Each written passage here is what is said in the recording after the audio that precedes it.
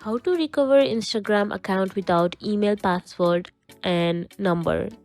So what we will do is we'll simply open our Instagram, and here we will have to add our username itself. And after adding our username here, you will simply click on the forgot password option. And after clicking the forgot password option, what you will do is you'll get another page. Here you will have to simply add your username or your email number or your phone number.